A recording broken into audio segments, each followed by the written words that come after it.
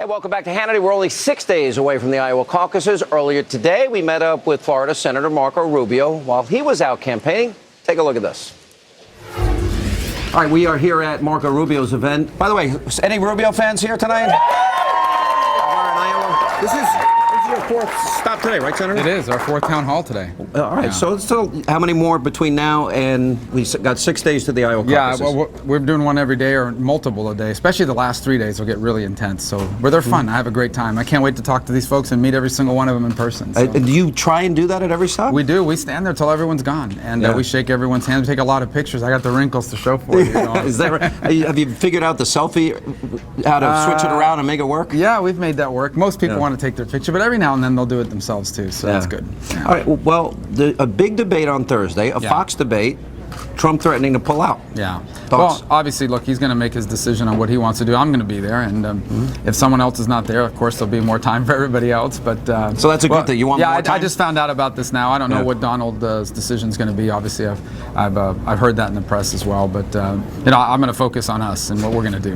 Let's talk a little bit more about the campaign. There's been, I read, as much as $25 million thrown at you. Oh yeah, I mean Jeb Bush's super PAC is spending $1 million a day attacking me. I thought you were friends. Well, I guess, but I mean the bottom line, you'll have to ask him about that. But $1 million a day, they're now attacking me on an attack Charlie Crist used, which he endorsed me even after those attacks, and then supported me for vice president 2 years later. But bottom line is, obviously, I think they've kind of felt that maybe things haven't gone the way they planned, and so taking me down is what they're going to do. And they told me this. You know, when I got into this race, a lot of people in the establishment told me that if I ran, it wasn't my turn, and they would do what they needed to stop me. So obviously this is a part of that, but I feel good about it anyway. Who are these establishment people that would say that to you? Big donors, people in the establishment of the party.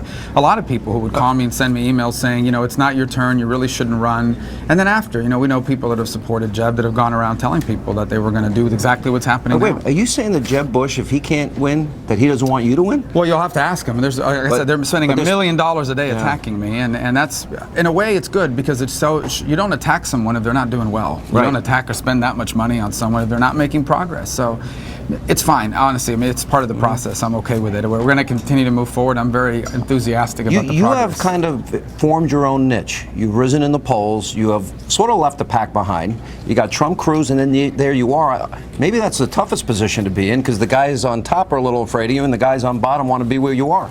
I feel really good about the long term of it. Bottom line is there's not a single vote that's been counted yet in Iowa. They're going to have a caucus on Monday night, and that's what's going to be the first state that starts to decide what comes after Barack Obama. Here's what I know for sure. If this party nominates me, they're going to have a solid conservative who's going to grow the conservative movement, and I'm going to beat Hillary Clinton or Bernie Sanders. I cannot imagine waking up that first Wednesday in November to the news that we have a President Bernie Sanders or a President Hillary Clinton for that matter. What would that mean to you, a President Bernie Sanders? Hillary Clinton? I think they agree with you. What's that? Oh, okay. Let's talk about how you get to that point. What would be success in Iowa? Well, you know what I've stayed away from. I'm not a political consultant or a pundit. I'm running for president of the United States. So what I focused on is telling people, number one, being realistic about what this country faces, which are extraordinary challenges after 7 years of Barack Obama. But then I tell them, like I will tonight, exactly what I'm going to do if I'm elected president. And I tell them if we do that, this country's going to be greater than it's ever been. If we don't, then we're going to have to explain to our kids why we got to grow up in the greatest country in the world and they get to inherit a diminished country. You know, Hillary said that some of the Republicans are saying that America's not great. I don't hear that from you or any other candidate. I hear you talking about America in decline. Yeah. I can give you the labor statistics. I can give you the number of people, millions more in poverty on food stamps, median income down, housing starts lower. I can give you those statistics, and then I haven't even mentioned the mullahs in Iran or Vladimir Putin. America's a great country because America's not a government. America's our people, their businesses, their life, our churches, our communities. But America is a country, a great country in decline because of Barack Obama. We're not a weak country. We're not a weak people. We have a bad president, and we're going to fix that this year. Yeah. Let me talk historically. If you go back to 2004, 8, and 12, polls in Iowa have been off dramatically. So I know you have to look at the polls, and I have consultants that talk to you about polls, but when you go and you see a crowd this size and you're meeting all these people, do you think these polls are off like they have been in the last three cycles? I don't know. I just know that a lot of people in Iowa, and they've told me this, when they go into that caucus place and cast their votes, it oftentimes is for someone they weren't supporting 48 hours before. And some of the polls have said up to 40% of the people in Iowa are still making up their minds. So that's why we're working as hard as ever. We're reaching new people every day. This is our 4th event today. All of these events have 200-300 people at a time, and that's how you win in Iowa. So we feel good about it. Let's talk about Marco Rubio becomes president of the United States. You talk about America becoming greater. Walk me through on the economy. Walk me through the first 100 days. How drastically different? On day one, we repealed every single one of Barack Obama's unconstitutional executive orders. All these crazy EPA rules. People like that.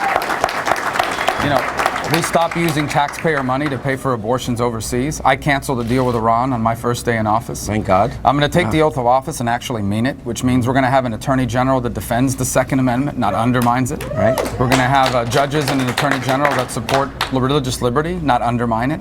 And then we're going to re-embrace free enterprise, fix our taxes, our regulations, fully utilize our energy resources, work to balance our budget, make this the best place in the world to create the best jobs of the new economy, and rebuild our military. Let me ask you specifically about Hillary and the recent revelation.